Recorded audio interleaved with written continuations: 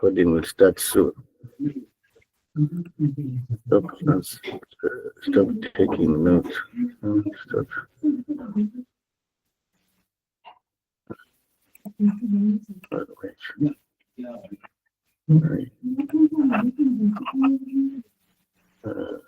Recorder. This call is being transcribed.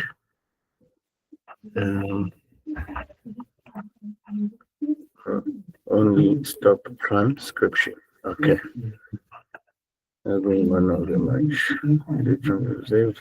Go try the link to calendar. Okay. Right. See a recorder and then share my screen. Share screen. Entire screen. Screen to share. Right. The learning confirm ukuthi ngiyasibona screen sami ngapho. Show my screen anyway. Yes. By Seven. Aye, I'm sure. 7. Aye. I'm sure bo. Asiqale ke siqale inqolo ba. Ubona u? Ngisabona u-S kuphela. ona so ke o sisavelayo. Perfect. Uyosijwayela usiphuphe lesi screen lesi. Okay. So again ngizoqala iclass lethu. Ngicela ukunibingelela ngibonge isikhathi nethuba eningi pha lona namuhla ukuthi ke ubeke nokucophelela ngidlulisele lolu lwazi lolu enginalo nami sethemba ukuthi by the end of ama lesson ethu uba more and more confident ekwazini ukuthi lento sifunda ngani ngalendlela ukuthi umuntu mase kubuza ethi kanti ufundani lento yakho hlezi ungena njalo ntambama ikusiza ngani umtshela ukuthi hayi ngifunda ukuthi nokuthi uyakwazini ukuthi umbuzo ukuthi uyakwazini ukuthi ngoba usukuchofa nje lapho ku Facebook uyazi ukuthi usukuchofa ini kusuke kwenzakalani wena ngoba usuyazi. So sethemba ukuthi yeah, by end of every lesson you grow more and more confident futhi by the end of lo 6 months esubeke as i-duration ye-course yethu ukuthi uzobe ayimpela usumkantshubomvu ungasathinteki nawe nje usuzazi ukuthi ayikhala hayi ngihamba ngedwa. Again ngizoqala sine folder nomsebenzi wethu ila ku desktop. So I hope ukuthi abantu from ile senior Wednesday bakhumbulile ukuthi bamove everything to i-desktop ngoba ngithe yona location isuke safe ukuthi ustorisha ama files ngokwe Windows machine. So ezinye izinto zi-coding mengifundisa zona, ezinye zi-more of i-computer mekukuthi akwazi uyenze i-course ye-computer, zi-more of ukufundisa nge-computer, especially i-Windows operating system ukuthi how best to use it, how to use ama-features akhona, how to use ama-apps aqhamuka nawo. So silokhu esibuilda nje on top of zonke lezi zinto ezikwi-computer yakho, ezinye ubungazazi ukuthi umsebenzi wazo yini. Mhlambe ngiyethemba ukuthi ngalenkathi ngithi nje kancane nawe kuba khona okukhanyayo. Hopefully omunye ngaba ne-interest ethi yazi mina kwi-computer ngithanda ukuthi ngike ngi-research i-field ethile, ngiyazi kangcono ukuthi mesenza ukuthi sisuke sikwenzelani ukuthi kufunani ngoba yonke into ikhona for a reason kwi-computer yethu. So folder yakho unayo kwi-desktop,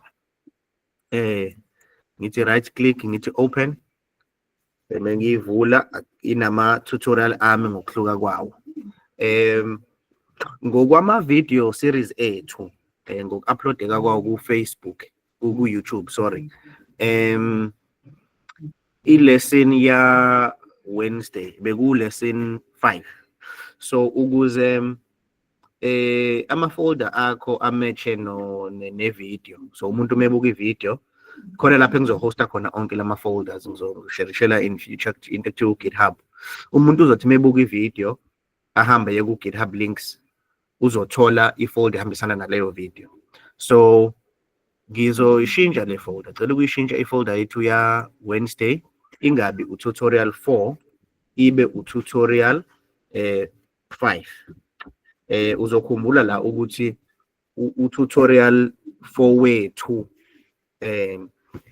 beku Friday lo ebesibheka kuye beku Friday lo ebesibheka kuye uma ngaphosisi it was uFriday besibuka ukuthi abantu benzeni, so asikaze create a folder for i-Friday lesson, so azoba kanjalo ke revision. Yes, revision.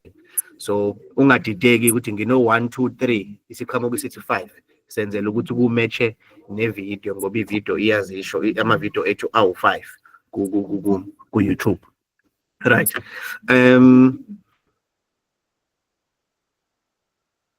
Ngizocela ukwenza the same thing njengoba bengishilo, sikopisha ifolder esigcina ukusebenza ngayo,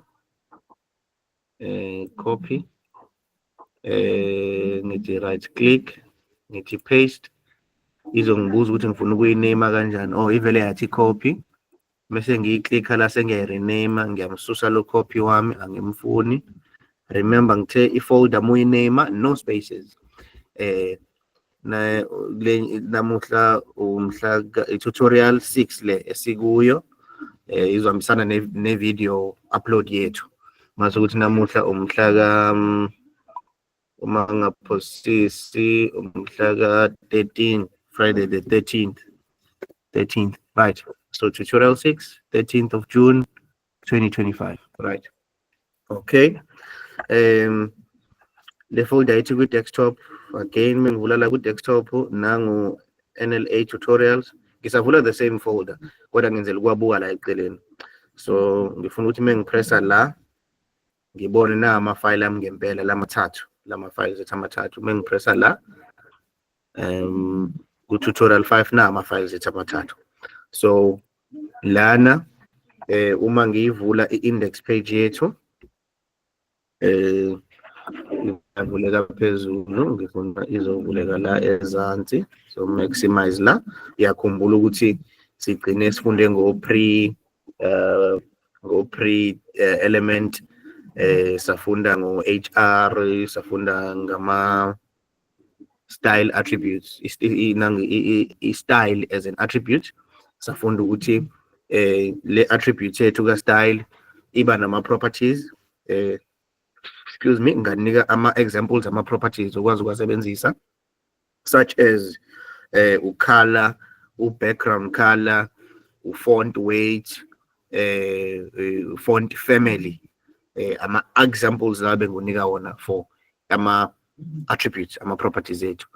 Ngakufundisa ngama-values owafaka khona ukuthi it's predefined values, kusuke kune-list yama-values owafaka kulama example enginika wona.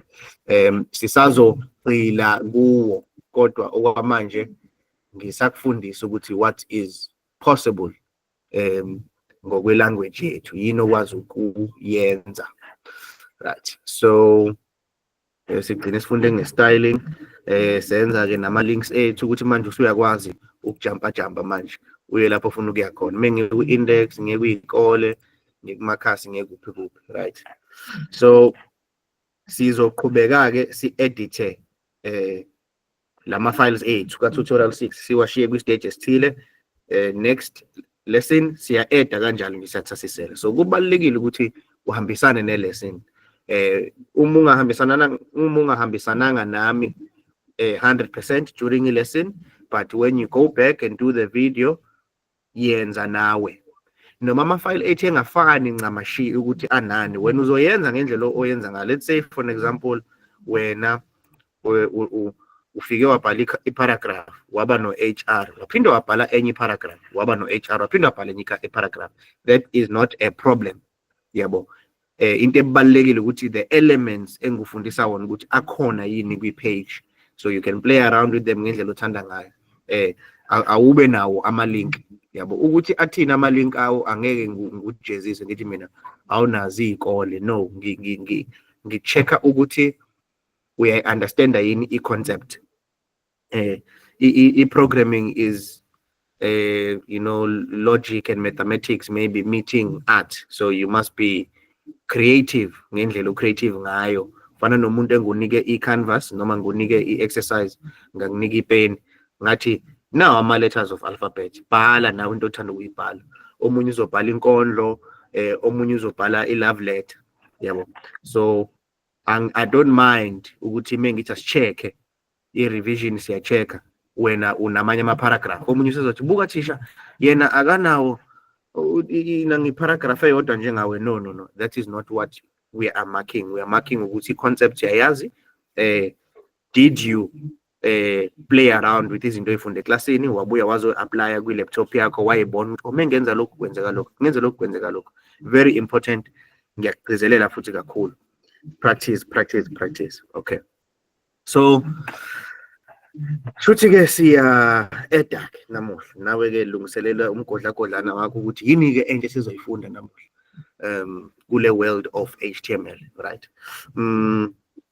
Ngizovula-ke our favorite text editor, i-app yethu favorite yethu as i-programmer, ukuthi mina cha ngithanda ukusebenzisa i-app ethile to edit ama-file nje, ngoba ibuye bemnandi ngithi ngiyabhala vele iqedele into zami, iyazi ukuthi ngisebenza ngani la.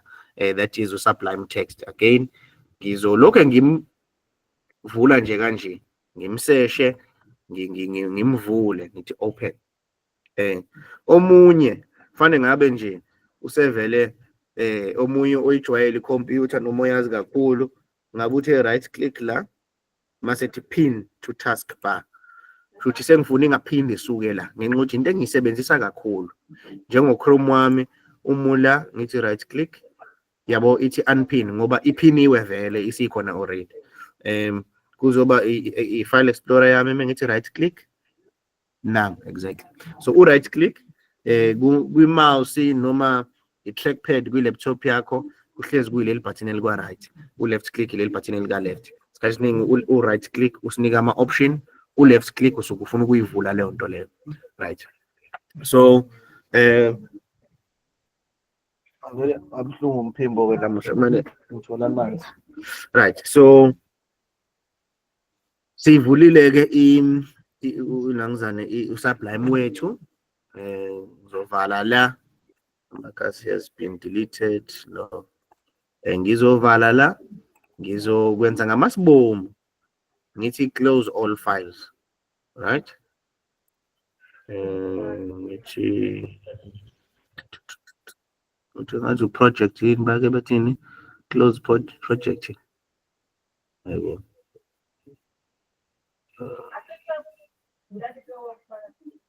close all files. Oh, sorry, right click la mase ngithi remove folder from project, right? So ngimbhala Sublime, ngenza ngamasibomu ukuthi ngiqale phansi. Sublime wakho umvula, ake sithi wena uvuleka unje, noma ugcina uvuleke uvula ifile eyi-1, for an example, uthatha uSublime wakho umvula wena uveza this file, izothi kanje, oh le file angithi uzobe uthe wena index wathi right click, mhlambe wagcina uthe open with, choose another app, inika ama-option, sicinge la sithi more apps, sibuka ama-option esinawo, sibona uSublime ukhona, bheka uSublime la, phinde ithi ila ngezansi all, ithi look for another app on this PC, ngiklik futhi ufuna ingivumela ukuthi ngiyikhethele i-app engiyifunayo. So ama-apps ami engeke ngathi I'm going down a rabbit hole manje ngoba mese ngila khona osezodideka, but normally you come here, izothi program x85 x86, i-app yakho isuke installed somewhere la. Oh, I think mina eyami ngiyi-installe, ngeke angifuni ukugcila kule nto ngoba khona osezodideka. Ngiyi-installe la ku-data nangu Sublime Text, and then nangu Sublime Text.exe. Ngifuna kube yona program engivula ngayo, nayo isivulekile ifile yami ngo-Sublime Text. Next time ngiza la ngithi right click, ngithi open with, namanje bakamfake as an option. Phinde ngiseshe futhi baze baphapha abafuna ukumfaka la abe option yami ukuthi ngivule le app yami. Oh, nangu sekhona nangu Sublime Text nangu.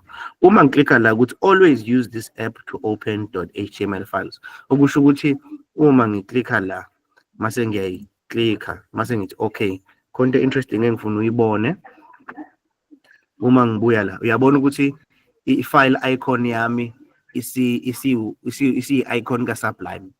Okusho ukuthi mina ngaso sonke isikhathi uma ngiyivula le file izovuleka ngo Sublime. Futhi mengithi double click ngipresse left click kabili fast ivele ivuleke ifile yami.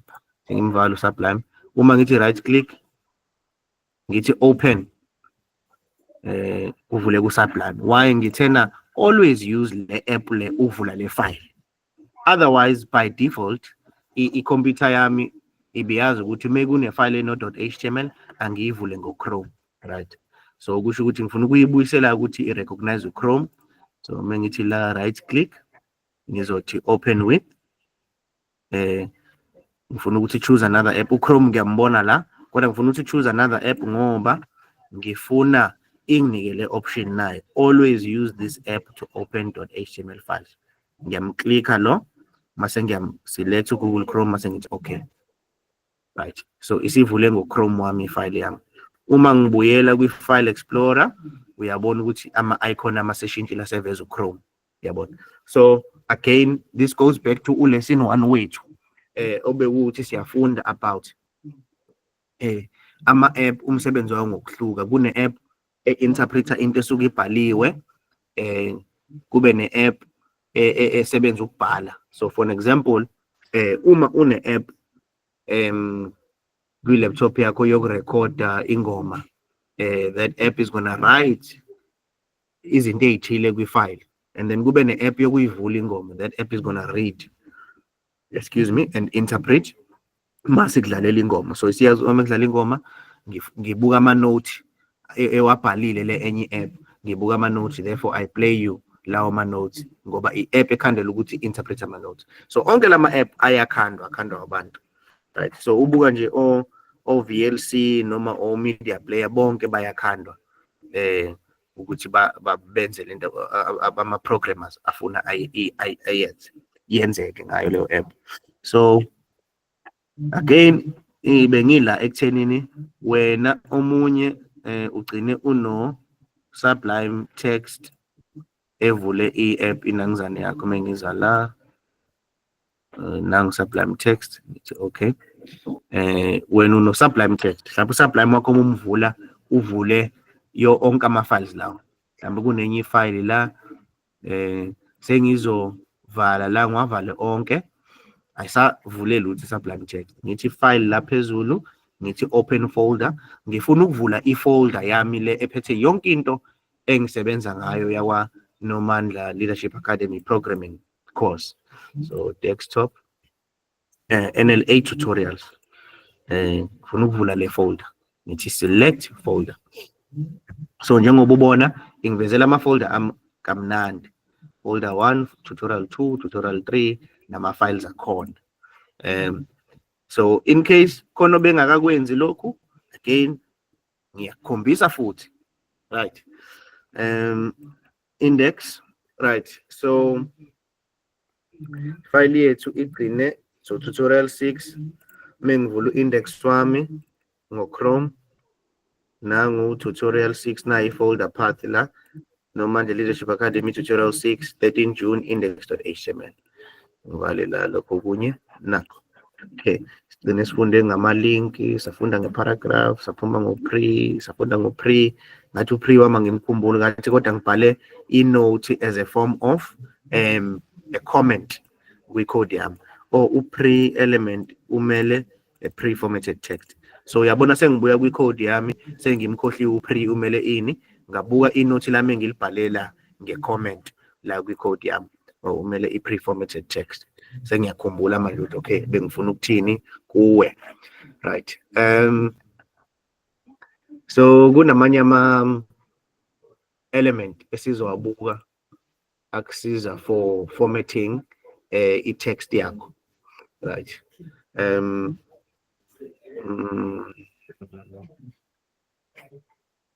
Okay, so ngizocela la yini esizobhala ngayo la, uthi yini esizothi sinayo mhlampe la esizoyilista, yini nje singayilista ngawe as a person. I-person iba ney'cathulo, so noma iba ney'moto, okay? So ngithanda ukuthi sibe ney'moto, so ngizoza la kwi-folder yami ngithi new file, ngifuna ukuyisave le file ngithi save, mengiyisave le file yangibuza tutorial 613 June, le file mengiyisave ngizothi easymoto.html.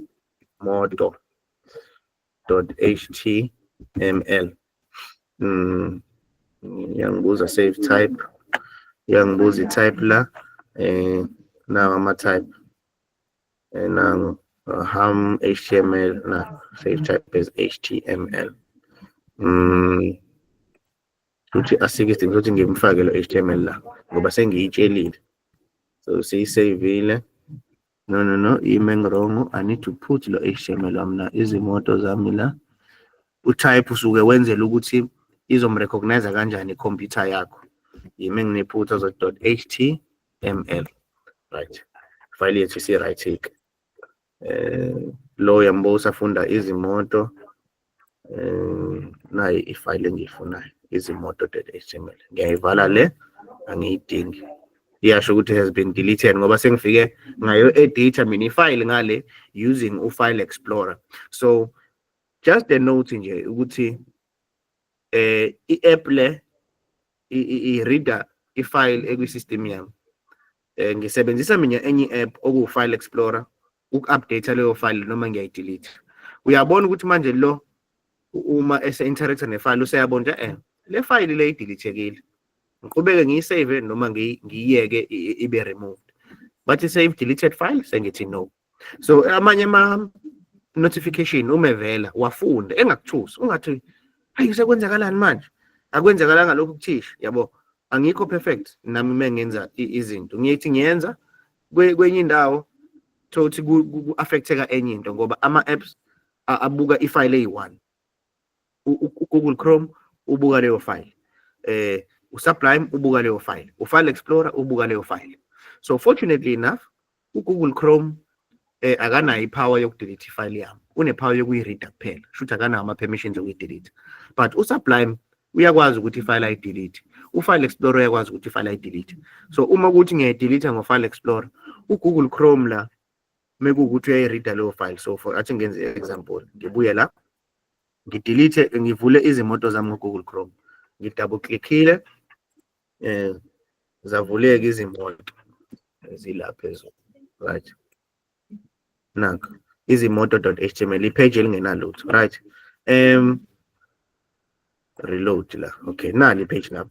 So angize la kwi-folder yanamuhla ngimdelete uzimoto, delete, akasekho. Uyakhumbula ukuthi besimvulile kuSublime, nangu ngapha, uphinde kuzoba uChrome uvulekile nangu ngapha.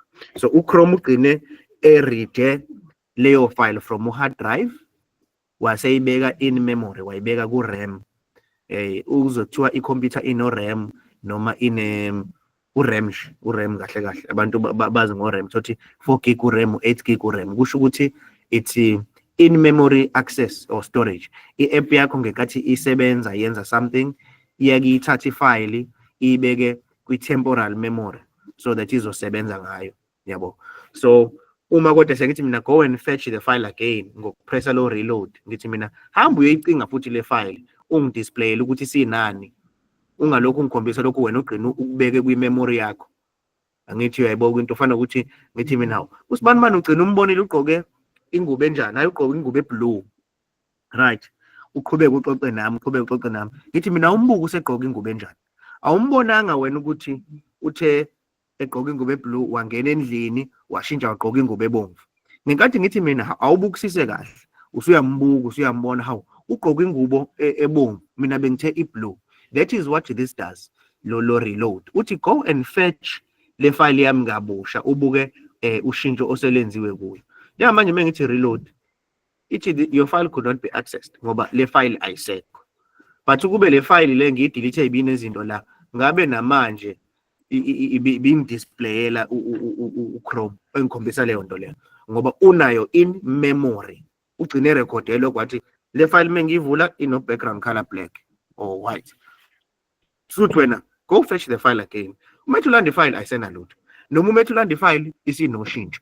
So sisuke sikwenzela lokho okureloada la, ungakuboni sikwenza mhlawumbe ungazi ukuthi why are we doing it.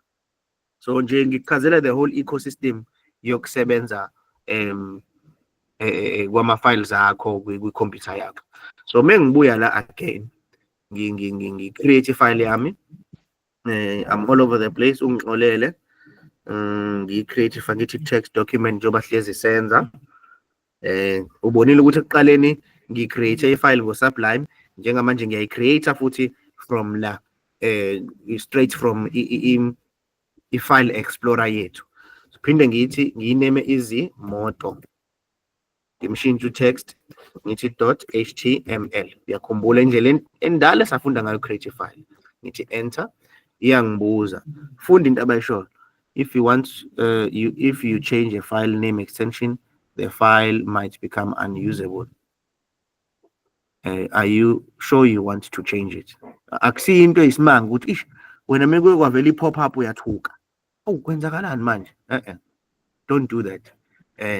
Funda kwenzakalani, understand the computer yakho ukuthi yenzani. Okay, akunankinga, ngifuna ukuyishintsha vele extension yami. Yes, right. So uyayibona manje siyabona ngireadwa mina uChrome. Sengiyabuya kuChrome wami, uChrome wami useya pick up ukuthi mhlawumbe ifile ikhona. So mengithi reload, uChrome wami useyayithola ifile yami nayi. Ekuqaleni ubethele ifile ayikho, njengamanje uyayithola. Right?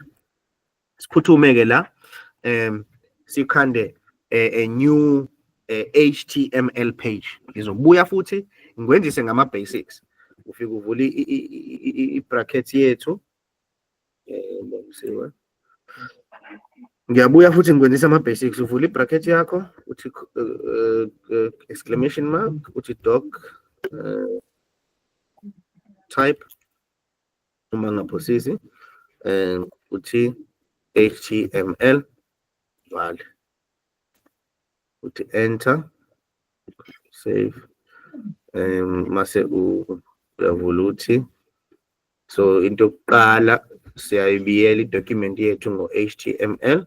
Uma ngithi enter la sekuvele yangenzela yonke into eyi-structure se-HTML document. Angani noma uyayibona into yenza lezi yangiphindela lo doc type. So again, let me remove everything, select yonke into ngishaye backspace. So uma ngithi mina HTML ngibhala HTM, uyangikhombisa i-option uSublime wami. Ithi ufuna ukhanda i-HTML element, mase ngithi mina enter. Useyazi ukuthi cha, uma uzokhanda i-HTML element kumele uqale ngo-doc type phezulu, ube no-HTML, ube ne-head, ube no-meta. Ngisazomchaza umeta in future, ube no-meta omunye. Umeta umele umeta data, shuthi information about your page. Initial scale 1 sazokubuka konke lokho in future, but akusiyo into kumele ucile kakhulu ngayo. It's just something okumele wazi ukuthi uma ngiqala i-page izinto ekumele zibe khona. But uSublime uyasiza, uyasenzela lokho. I don't have to type everything from scratch. Again, select all, ngisusa yonke into. Again, lento izokwenzeka only if ifile yakho uyisave ngendlela okuyiyona .html.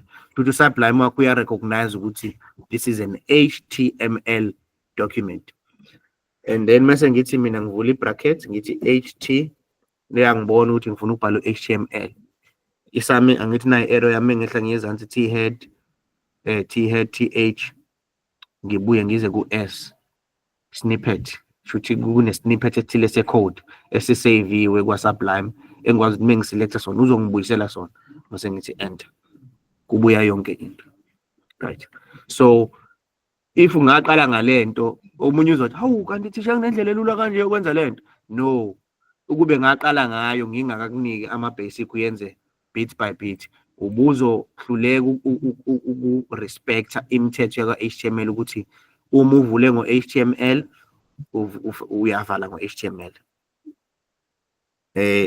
Ebe ney'ngane sithi ama-children tab, tab wangafuna ukusebenza, yes, ebe ney'ngane sithi ama-children, unengane la u-head siyavala u-head, uno-body siyavala u-body.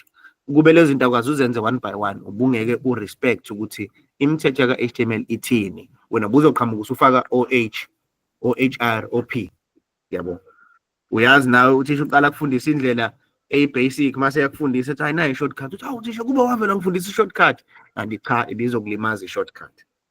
So nginey'moto engifisa ukukhuluma ngazo, but before ngikhulume ngey'moto, siyakhumbula ngithi ukuthi ipage lethu line-navigation. Ipage lethu uma kuleli page siyafuna u-accesse lela page. So into yokuqala soqala ngayo, angizukufocusa kuleli page ley'moto, okay? So ngingakafiki lapho i-title yami ngizothi izimoto, angingathi izimoto zami, angithi izimoto engizithandayo, ngoba mengithi zami khona ovele ozothi yena akabhalanga ilist ngoba akanamoto. So ngithi engizithandayo, khona ozongirobha mase ngithi homework, athi phela mina thisha anginayo imoto, so angiyenzanga le list, izimoto engizithandayo. Okay, senze i-navigation yethu. So siyakhumbula ukuthi sino A for ukhombisa ngithi ukuthi sifuna ukufaka i-element ezolinka to something else, ngithi space, ngithi href, banginika option ka-href, angiwushayo enter ngibone kuzokwenzakalani, ngishayo enter, isiyangiqedelela ukuthi u-href usuke edingani nani. Sengizothi manje ngifuna inginike u-index, iye ku-index html, ngibuye ngifake enye i-bracket, ngilivule ngifake i-/, ngivale. So isiyazi ukuthi okay bufuna uqedela i-element, sengiyabuya la ngithi mina index, ngifake i-pipe, shift masushaya i-backslash. So muthi shift upress u-backslash kungena i-pipe, ngithi space, ngithi control save, sengiyisavile ifile yami. Okay, ngiyibuka ifile yami entsha sha ekhuluma ngey'moto, or isiya navigate. Ifile yami mengiklik ku-index isingiyisa ku-index. Okay, looks like ikhona into eyenzakalayo, kodwa uyabona ukuthi mengiku-index manje angisakwazi ukubuyela kuy'moto zami, asikulungise lokho. Sengiyabuya ngiza ku-index wami, ngiza la phezulu la okune-navigation yami, sengi-edda enye i-href, ngithi A, ngithi href, mase ngithi mina izimoto.html. Okay, ngithi space, ngithi izimoto. Ngifuna kuhlukane kahle into zami, futhi angifake upipe la, fake ipipe la, space, yes, after upipe kuzoba nalesi space lesi engishiye la. Okay, ngimvala u-A wami. Yebo thisha. Yazi njengamfuni upipe utholakalaphi? Ade ngimchaza, upressa u-shift mase upressa u-backspace, backslash. U-backslash wakho yabo ku-enter wakho lo oka-right, u-enter wakho lo ongaphezulu kwama-arrows, lo enter ongaphezulu kwama-arrows kune-button ngaphezu kwakhe line-backslash. Yabo le slash esime sathi ngaphezu kwa-backslash kunento ewudwi, upipe loyo. So uma ufuna ukum-accessa shouldwa upress u-shift mase upressa lelo button sekuzongena upipe. Okay. Yes. Sicwela incwadi. Alright. So izimoto zethu sengi-edile, ngifuna manje mengiku-index ngikwazi ukubuyela kuyimoto.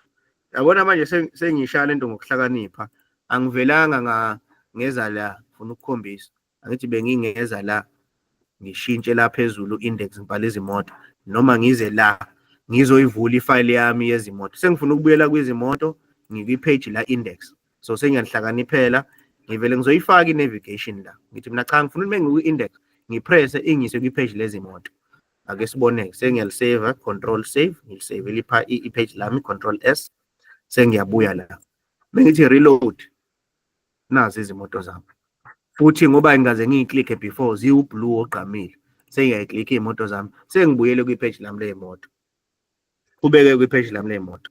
I-website yethu, sengiyabuya kwi-page lami ley'moto, i-website yethu siyakhumbula ukuthi ino-index, ngithi href, equal, ngithi ama-quotations. So, kumele senze sure ukuthi uma ukwi-page ley'moto uyakwazi ukuya ku-index noma uye ey'koleni noma uye kuma-pages akho amakhasi. So ngizothi amakhasi, right? So ngibuye ngivale. Uma ngibuka la, ngibuka index wami une-space, mase uba i-pipe, emva kwa-pipe kune-space. So kusho ukuthi mengibuya la, into yami ngingayibhala, asikho ukuthi ngifake i-space, mase ngiyabhala ngithi amakhasi. So ngizovele ngithi amakhasi, ngifake i-bracket lami, fake u//. Ngithi control save, control S. Ngibuye la ngizobuka i-page lami, mengilireloada, yabona amakhasi kune-space kahle ngapha, kune-space kahle ngapha. Lesi space siqhamuka ekuthenini ngisifakile la, ngasifaka esinye ngapha. Uma ngifuna sibe sikhulu, ngiyakwazi ukufaka i-space la. Ngithi control save, ngibuye la, mengireload i-page lami. Oh, yaze yangisiza-ke lento. Ngajabula. Yakhumbula ukuthi sithe u-pre-formatted text, unalento ukuthi i-space uyasi-ignorisha. Mesibuka no-A wethu, uyabona ukuthi akanendaba ukuthi ngine-space la, noma ngasifaka sibe singakanani, mengithi control save, uma ngibuka la, lesi space sami asingeni, uyabona ukuthi kwenzakalani.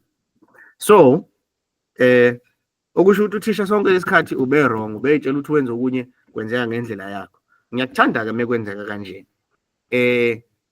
Ngifuna kodwa mina kube ne-space. Sengiyabuya. Ngike ngakufundisa ngolesithathu ngathi kuba ne-style, istyle. Shuthi ngifuna lento ibe ne-style. Shuthi ngizothi style equals to kube nama-quotation mark. Right? So attribute style equal sign quotation marks. Ngifuna inginike i-space kwa-right u-A. I-property yaleso space kuthiwa margin. So margin, ngithi colon, sengifuna ukunika uvalue u-margin wami. So ngathi ngisusela kuze ungadideki. Ngubhala u-margin wami, uphele nangu-margin wami, ngithi colon, ngifake i-colon lami. U-margin wami ngifuna abe u-5 pixels. Mase ngithi semicolon, ngithi control save, konke engifuna ukuyibuka. Angakabi nayo imali yokuthenga u-Sublime. Control save, ngibuye la. Mengithi isiyenzeka-ke lento, yabo kune-space nga, kwenzeka i-space, yaphinde yamphusha lo amakhasi ami, yawaphusha. Okay, angihlakaniphele-ke, ngenze kanje. Kune-element engakufundisa yona Monday noma last week. Ngathi kuno-span, ongakufundisa yona last week. Sathi u-span uya-edeka, uyapintsheka kule element esuke ilandela. So ngithi span, ngithi kanje, pipe wami ngiyamfaka la. Ngithi span, ngimvala u-span. Ungadideki, simkhiphe u-pipe wethu. So, u-anchor wethu manje, usemi no-index, straight. U-anchor wethu, usesibhala u-index kuphela. U-A wethu, ubhala amakhasi kuphela. Ngoba sibone ini ukuthi, uma ngifaka i-space la noma la, akusho lutho. Control save, ngibuye ngize la, ngithi reload. Uma ngifaka i-space ngapha ka left akusho lutho, asandi i-space. Kodwa uma ngi-adjusta lo margin lo, ngithi mina 10, ngithi control save, ngibuye la. Ngithi reload, sekushifthe kwa-right, kwangikhandela i-space la kwi-pipe yami. Alright. So that is another property eye-attribute yethu u-style. So umargin usuke controller i-space, around i-element yakho. So index wami lokhu akusicontrol space ukuthi ngifake mina ama-spaces amaningi ukuthi lento yini ingamuvi, uyabona. So HTML uyangikhombisa ukuthi cha thisha lento othi uyayenza ayenzeke. Uyabona ukuthi nami ezinye izinto ngibuye ngiyikhohlwe because of kuningi okusuke kumele ukwazi, but as you practice uyabona ukuthi yini kungenzeki ngendlela engifuna kwenzeke ngayo, then you can refer to inote lakho noma and try to find out, ubuze usizo. Ubonile nami ngenza ama-lesson cishe awu-3 ngilokho ngifaka upipe la ngifaka ispace ngiyitshela ukuthi khona into okuyenzayo kanti akwenzi lutho. Practice, practice, practice. Simsusa upipe usehlele kwispan sakhe. So ngifuna manje uma ubuka la ngithi control save, uma umbuka la kune space between u-index ne-pipe yethu, but i-pipe yethu ayina space between yona namakhasi, okusho kumele ngenze njani. Ubonile ukuthi nkathi ngifaka i-margin kushifteke nangala kwa-left ka-index, angifuni le space siye ku-index nangapha. So into engizomele ngiyenze, it's a design choice ye-code yami, ngizothi space la ngifuna ukuthatha le style attribute ngisifake ku-span, uyena engifuna control i-space around izinto around yena. So sengithi style, ngithi equal sign, ngithi quotation mark evulayo evalayo, sengithi margin, ngithi colon, ngithi 10 pixels, upx umele upixel, excuse me, mase ngithi semicolon, ngithi control save, mase ngiyasusa le style la ku-index angisasifuni, right, ngiyasusa. So index wami again ngivule, simbuke kabusha uline number 9 simbuke kahle, sine link engilinka kwi-page la kwa-index. Siyenza kanjani leyo link? Ufika uvula i-bracket, ufaka u-a, ufaka i-space, ubhale i-attribute ekuthiwa href, ufake i-equal sign, ube ne-quotation mark evulayo, ungayikhohlwa i-quotation mark yokuvala. Quotation mark evulayo, quotation mark yokuvala. Okay. Mase phakathi nendawo lama quotation mark ubhale igama le page, i-file, igama le file ofuna ukulinka kuyo, including i-extension ye file yakho, index.html. Okay. Ubuye uzolivala i-bracket. Lihambisana naleli bracket naleli silivule ngase sibhale u-a. Mase uyabhala u-index, into osuke ufune ivele ukuthi uma uyiklikha lento phela kube nawe igama elimkhombisayo umuntu ukuthi le link uma uyiklikha izomisa, yabo. So mengithi index usho ukuthi sengiyazi shuthi ngilinka ne-index file, hayi ukuthi ngiphoqelekile ukuthi ngithi index. Mengithanda bengathi ngithi ama index mengithanda, noma ngithi first, or noma ngithi perfect, ngithi home page. Yeah.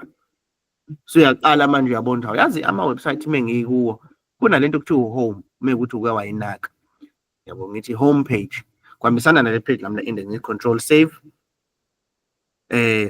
Okay, ubhala into ezo-indicator kumuntu obuka i-page lakho ukuthi lizomisaphi uma eklikha le link. Sivula i-bracket, ufake u-forward slash, ufake u-a, uvala i-bracket. Shuthi konke lo piece wonke lo ngala is a tag ehambisana nale tag esiyivule ngapha. Ama-tags sithe enza i-opening tag ne-closing tag ne-content esuke iphakathi, sathi yenza i-element. So this is an anchor element, right? Ngibuya kancane, ngiyanilanda, ngihlangabeze owayesalile. Sengithi-ke ngoba ngifuna izinto zami ilandelane, ngisebenzisa i-element ekuthiwa uspan instead of i-element ekuthiwa u-p. Ngoba ngithe u-p mengimfaka, ngenza isibonelo, shall enter, ngivule i-bracket, ngithi p, ngivale, ngifake upipe wami u-p, ngivule u-p la, ngimvale, ngivale element. Angithi yabo ngifake upipe la. Uma ngithi enter la, mengibuya la ngirefresh i-page lami, yabo kwenzakalani?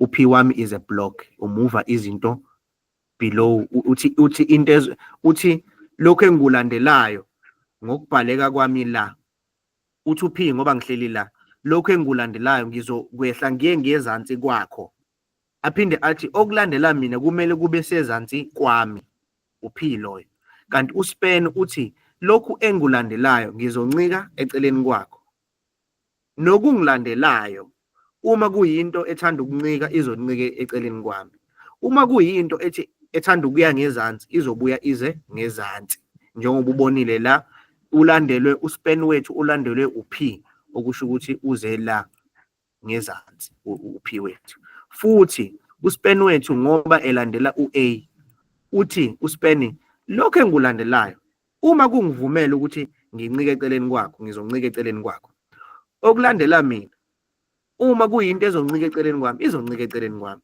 kodwa uma kuyinto efuna ukuya ngezansi izoya ngezansi so for an example uP uyileyo element ekanjalo ethanda ukuthi imihleli inethezeka ayifune lutho eceleni kwayo ithi engimlandelayo ngokubhaleka kwecode akasale ngaphezulu olandela mina ngokubhaleka kwecode akabuye ngezansi right so a very important distinction between uSpan noP okay angimsusa uP wethu siqhubeke sikhande navigation yethu control save uSpan wethu akusinto eyisimanga ufana noP umehluko nje ukuthi wona ngimnikile le pipe kodwa ngase ngimnika iattribute njengamanje ngoba ngithi mina akabe nemargin shothi akabe nespace around yena le attribute umargin umele ukuthi what is the space around mina uma uze kuthiwa icompany inama margins alow kusho ukuthi isuke ine space esingakanani ukuthi yenze i-loss between profit and loss so ama margins a company lawo if we say a company has high margins it means leyo company idayisa i-product eyi-1 mhlambe yenza 30% profit noma 50% profit yabo uma should leyo company safe if it has small margins should ayikho safe so similar nala umargin usho into engilandelayo around mina engibhintshile uma ngithi 10 uma ngithi 15 sengithi mana hayi ngifuna ukukhoseleka kakhulu izinto azingangilandeli eceleni kakhulu ayiqhele ngikathi nginyusa imargin ngiyakhuphula ispace around me right ukuba uyangibona ngabe uyayibona izandla zami ziphebeza la sengiyaphebeza izandla zami ukuthi akuqhele i-property entsha engufundisa yona la i-value yakhona is 15 px which stands for pixels lo pixels wethu umele ini umele a unit of measurement kwi-web page uyakhumbula i-TV yakho mekuthiwa i-TV yakho is 5 pixels noma ba ngokwe-electronics sisuke sisho a spot nje kwi-page like angazi into ngayichaza kanjani yabona nje le screen lesi mekuthiwa it's 700 pixels shuthi uma ngisuka la ngiza la ekugcineni kwaso kunama dot awu 700 dot azofika ngapha amele ukuthi umeshintsha umbala akwazi ukucontrola umbala so kunama dots asuka la abhekele kunama dots asuka la phezulu ashona ezansi those are your pixels yonke le ndawo so lawo ma pixels aphenduka manje i-unit of measurement futhi mengithi mina 15 pixels shuthi ilesi space lesi uma ngithi reload shuthi ngala kwe-pipe between upipe no home page wami la phakathi nendawo kunezinto eziwu-15 ezingama-pixels la kulesi space lesi nangapha futhi kulesi space between ipipe yami naleli gama lethi amakhasi from u-A to le pipe kunezinto eziwu-15 ezibizwa ngama-pixels so i-unit of measurement futhi indlela esibala ngayo ngeke usebenzise amamitha kwi-page zihlobo ngoba i-page uyalibona nawe i-screen sakho asiso ngisho imitha ngeke usebenzise ama-millimeter ngoba ama-millimeter agcina semaningi kakhulu ngoba wangithi ama-millimeter uma kula seku-100 mm noma seku-10 mm yabo so basebethi no asisebenzise i-unit yethu kuba u-px ngiyachazela akusinto kumele uyikrekisa ikhanda ngayo just understand it mase ngizothi excuse me ngizothi semicolon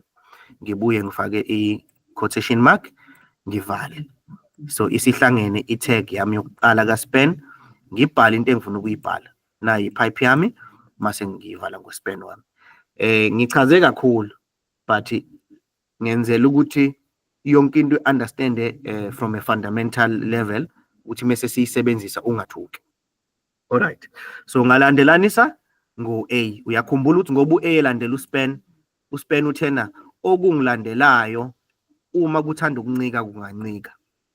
U-A wathi ngiyathanda ukuncika. So ngilindele ukuthi mengibuya la kwi-page lami nangempela nang amakhasi alandela ipipe yami, kodwa ipipe yami ngithe ayibe ne-margin. Right. 15 pixels. Sikhande le navigation yethu. Ngithi enter. Ngibuye ke futhi manje ngikhanda omunye u-span. Span sami ngithi style equal sign, uyakhumbula equal sign kube ne-quotation mark, sengiyafaka enye margin. Margin ngithi colon ngithi 15 px. Ngibuye futhi angakayiqedi ngithi pipe, ngivule i-bracket lami ngithi / iyamvala u-span wami, ngithi control save. Mengibuka la nangempela ngithi reload, na ipipe yami isibili. Okay, sibuye sizo edita futhi. So yimapha ama-page yethu, siyazi ukuthi i-website yethu ino homepage, ine-page lethu lamakhasi, ibe ne-page lethu lezikole. So shuthi kumele sifake i-page lethu lezikole. Ngivula i-bracket right, ngithi A, ngithi href, ngithi equal sign, fake i-semicolon, i-quotation mark. I-page lethu izikole, ifile yethu izikole.html. Okay, ngibuyise nge-arrow yami la, i-cursor yami, ngizovala. Mase ngiyabhala ngithi mina izikole. Mengithanda ngathi in bracket. Mengithanda ngithi schools. Angithi mase ngifaka inangizane yethu, i-bracket yethu, ngifake u / isiyangivalele, ngithi control save. Right, ngithi enter, ngibuye la. Okay, mengireloada, yes, yabona i-navigation yami manje isingconywana manje. So sengiyathanda manje ukuthi into yami ngiyibhala ngiyi-translate mengithanda, zokuthi manje amakhasi ngiyayithandela nje. Angithi njengoba ngisho ukuthi uya freestyle, wenza into oyithandayo, uthi pages. So ubhala i-page wena elinesizulu nesingisi, yabona.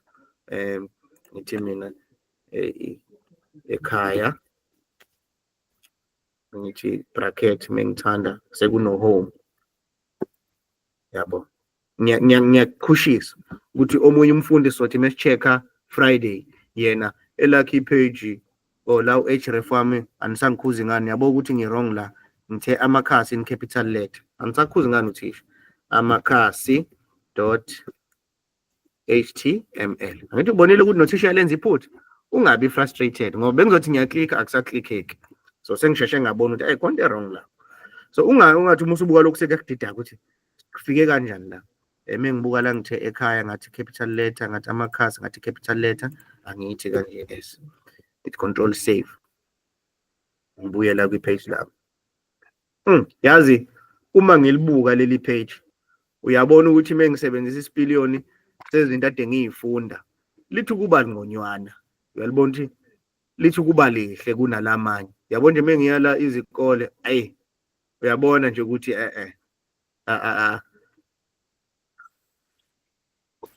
excuse me, uyabona ukuthi izikole ngathi libi, ngathi ngiyalithanda leli page lamelisha. Okay, ake sibuyeke la. So ngithi mina yazi lento esiyenzile inhle, engathi asifake wonke ama-pages ethu. So ngibuye futhi la, ngivele ngithi kanje, i-navigation yethu ngifuna ibe yinto eyodwa across ama-page ethu. So ake ngiyivale. Leli page lethu lezimoto asilibuyise. Sizothi-ke span, uzoyibona lento engisho, ngithi span, ngithi style, ngingakasifaki u-style, ispan sethu asisenze siphele. Span ngiyamvula, ngiyamvala, ngivule la i-bracket ngifake i-/, uspan wami use-right. That is my span element sengiyikhandile. Sengiyabuya la abacabuzana khona phakathi nendawo. Right. Angiqale phansi futhi ngimsusa uspan. Again, ngifuna ukukhanda i-element ewu-span. So ngizofaka i-opening tag, ngifake i-closing tag. So ngizovula bracket yami, ngithi span, ngimbhala uspan, ngivala i-bracket yami. Ngivula i-bracket yami, sebeyacabuzana nama-bracket. Ngifake i-/, angisafuni yengenze lo automatic, ngifake u/, ngimbhala uspan, ngimvale. Isikhandekile i-span element yami. Ungadideki, please. Yabo, ungadideki, please. Follow i-video yethu step by step. Okay, mekuthiwa uyayibuka lento. Sengikhuluma nomuntu obuka lento in future. Wena okhona la uyangazi vele ngithini. So, ngifake i-pipe yethu la. Ngifake i-pipe yethu. Okay. Ngibuye la. I-pipe yethu ngifakile ngithi control save. Ngifuna ubuke kwenzakaleni okwamanje. Si-add i-span, safake i-pipe. Kwi-page lethu elibhale ukuthi izimoto. Ngidabo sengiyakwazi ukushintsha la. Ngiyazi mengithi la izimoto.html. Ngiyayitshela i-navigation yami ukuthi iya kuphi. Ngithi enter. Isiya kuleli page lami. Uyabona na upipe wami ngumfakile. Ngithi yambo? Okay.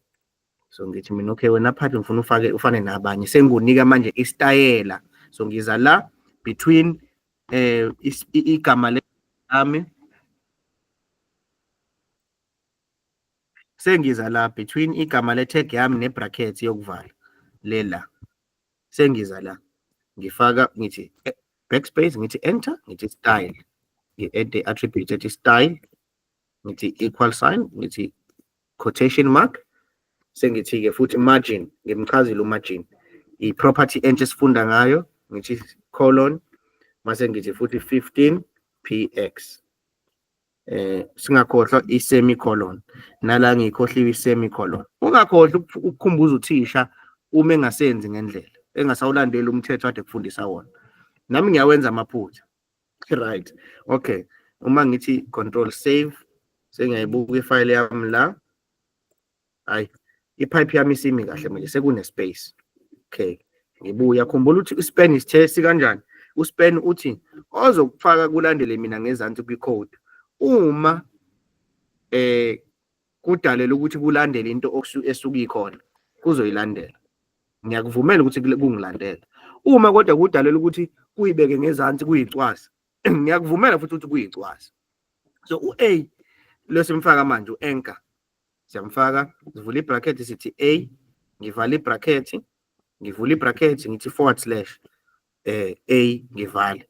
Sihlangene element yami. This is my anchor element. Uyi-element ethi uma uyibhala imlandele ikwazi ukulandela le. Uma ilandela i-element evumayo ukuthi ilandele, uyalandela. Uma elandela i-element othi cha mina ngiyacwasana, awushone ngezansi, uzoya ngezansi. Okay.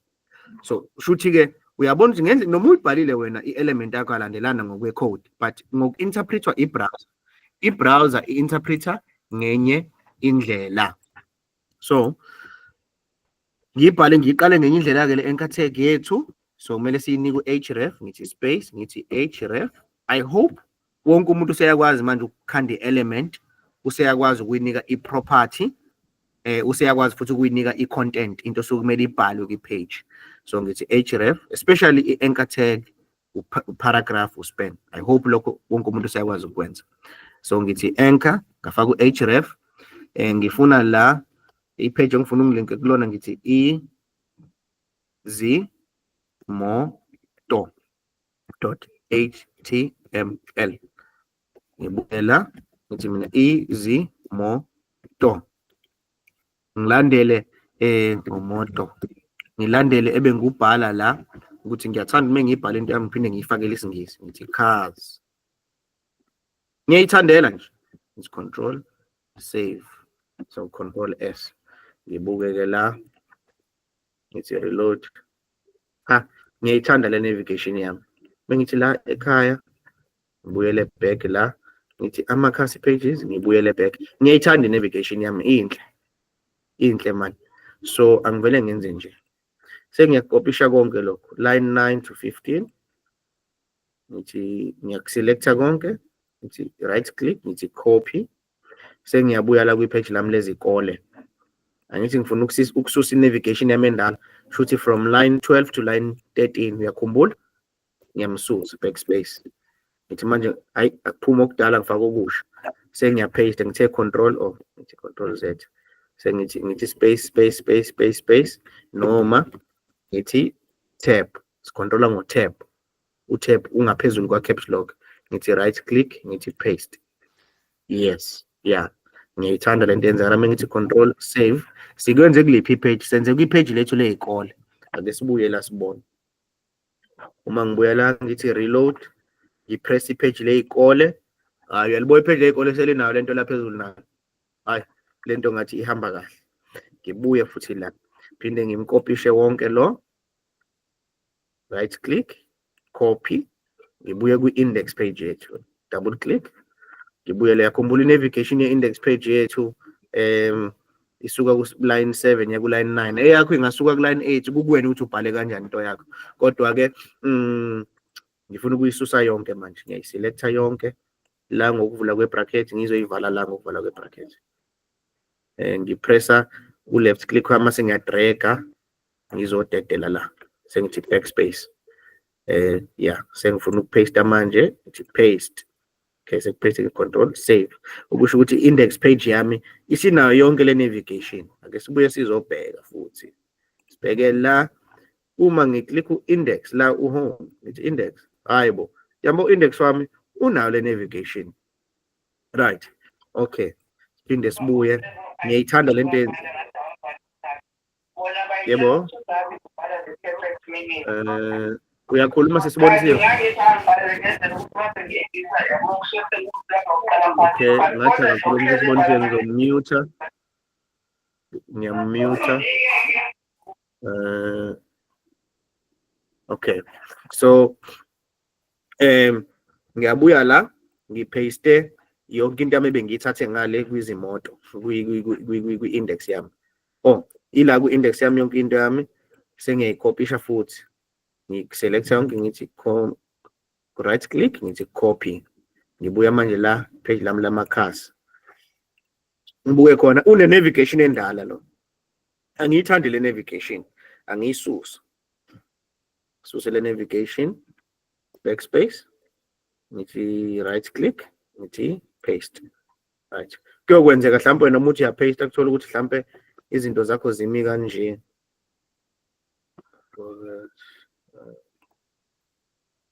Mhlawumbe zimi kanje into zakho. Shift tab. Okay, mhlawumbe ake ngithi control tab. No. Shift tab. Yes. So izinto zakho zimi kanje mhlawumbe. Right. Mhlawumbe nje zima xaka. Zibuke phela into zakho ukuthi zibheda kuphi. Okay. Buka kahle icode yakho. Okay, ubuka uline 6 wami, ubody wami uvuleke kahle. Nangu style wami, nangu property wami, na i-value ye-property yami, na i-bracket yokuvala. Okay. Ngishaya u-enter. Okay. Ngifuna into zami ukuyi-organize. Sengiyabuya la. Okay, lo ngaphansi kwa-body, zonke izinto ezingaphansi kwa-body kumele ikhombise ukuthi ziyingane ka-body. Ayikwazi yena ukuzoqala la ngemuva, u-body ebeqala la. Kumele ngimbuyise eze phambili. Sengiyabuya la, ngishaya i-mouse yami la akaqala khona, ngishaya u-tab. Okay, u-tab oqala ungibeka ahambisane no-body. Akusiyona indlela esifunde ngayo lento eklasini. Phinde ngishaya u-tab. Yeah, usengaphansi kwa-body. Ngibuye nakulo, sengiyawubona uline 8 wami u-right. So i-code yakho angathi uma uyibuka uqake ukuthi into yami isi-wrong, isiyabheda line by line. Qale ku-line 6. Line 6 mengumbuka ubody wami umi kahle uhambisana no-head. Ngoba they are both children of HTML. Bobabili bangaphansi kwa-HTML. Bafike bashiyela u-HTML indawo. Nangu HTML ubaba, bona bayi-child, u-head no-body. Kodwa u-head une-child ewu-title. Yingakho u-child wakhe ngimbuyisa ngaphakathi. So ubody wami ngiyambona umi kahle. Okay, angibuka into elandela. Nangu A wami ubela ngemuva. Sengiyambuyisa tab. Okay. Lokho kungezansi nakho same thing. Oh. Mengifuthi ngale ngenze sure ukuthi uline 8 wami u-right. Ngimvulile u-anchor wami, ngamvala u-anchor wami. Okay, shoot right. Ngibuka uline 9. Ngimvulile uspan wami, uvalekile uspan wami. Kodwa akahleli endaweni right. Ubuye la futhi. Ekuqaleni upress mouse yakho ekuqaleni uthi tab. Right. Ngiyalungisa njalo. Okay, uphinde ubuye la line 10. Okay, line 10 wami uyi-child right ku-body. Umnikile u-body indawo wazoqala yena ngaphakathi. Uspan wami lo futhi uhleli kabi. Again, buye la back uthi tab. Ngingenzela ukuthi ungathi i-code kase ihlukile kuneyami. You fix it yourself. Wena uyibhalile ilungise. Like ngiyakukhombisa ukuthi kulungiswa kanjani. Right. So ukulwele lokho ukuthi ukwazi ukuyilungisela i-page lakho libe readable to you. Okay. Control save. Usuyalisave i-page lakho uthi cha isimi kahle into yami. Yabo. Icishe ifane nekathisha. Ngibuye la kumakhasi. Nangempela usaveke kahle. Okay. Control save. Okay. Sibuka imlingo ke manje. Buka la. Ngithi reload i-page lami. Ngiku-index i-page engikulona. Uyakhumbula futhi sithe myself. Uma ngiklikha la ekhaya home vele ngikuleli page engikulona kwenzeke lutho. Mengithi amakhasi sekushintsheka i-page. Ngithi izikole kushintsheka i-page. Ngithi izimoto kushintsheka i-page. Kodwa into yami lokho imile la phezulu. Uyayibona imlingo. Right. So ngikopishe the same thing ebe ngiyibhale for i-navigation yami. Ngifuna i-apply-eke yonke indawo. Ngayikopisha ngayifaka kulo lonke i-page. Usuyabona ukuthi kwenzeka kanjani ukuthi umuye kuma-page ahlukene kwi-website basuke benze njani. Kwi-page lakho la ka-Unisa umuntu uyaklikha phezulu bathi resources, uklikhe phezulu bathi classes, uklikhe phezulu bathi my fees, uklikhe phezulu. Ilokhu ikhona nje le option. Lokho ekuhleli la phezulu. Uyayibona lento ukuthi bayenza kalula kanjani. Okay. Bengingagxilile lapho, but I think it's a beautiful extension to izinto ebesikhulume ngazo kulama lesson adlule. Sengiyabuya ku-page lami ley'moto. Into ebengihlose ukufundisa yona namuhla space. Sengifuna ukubhala-ke manje ngey'moto zami. Imoto engiyithandayo ngifuna ibhalwe ngo-bold. B ngithi mina Isuzu D-Max mhlambe. Ngivalide i-element yami. Right. So ngoba ngithi B la usuyazi ukuthi ufuna ukhanda i-element ngafaka i-content ngayivala element. Ngithi control save. Ake sibone yini engiyibona la. Mengireloada la Isuzu D-Max. Yabona? Okay. Kodwa manje uyakhumbula ukuthi ngithe mina kunama element athi uma wabhala umilandela i-element evumayo ukuthi ilandelwe nayo mekuyi element ethanda ukulandela eceleni izovele ipintsheke eceleni. Usuyabona manje ukuthi uB ngoba emfaka uthisha uyathanda ukupintsha alandele omunye. Angithi uyambona uyathanda ukulandela omunye. Sengiyabuya manje ngithi mina yazi kunento esiyifundile ekuthiwa uBR oku-line break. Sokuthi manje ufuna ukuyiphoqa into elandela ukuthi ilandele ngezansi. Ngithi ngimvala. Sithe uyi-single tag element. Ngithi control save. Ake sibone. Mengireloada. Nangu Isuzu D-Max. Usebuye ngezansi. Okay. Okay. Ngibuye futhi ngizofaka ngithi mina umumbuku Isuzu D-Max wami ubhale kanjani ubold. Okay.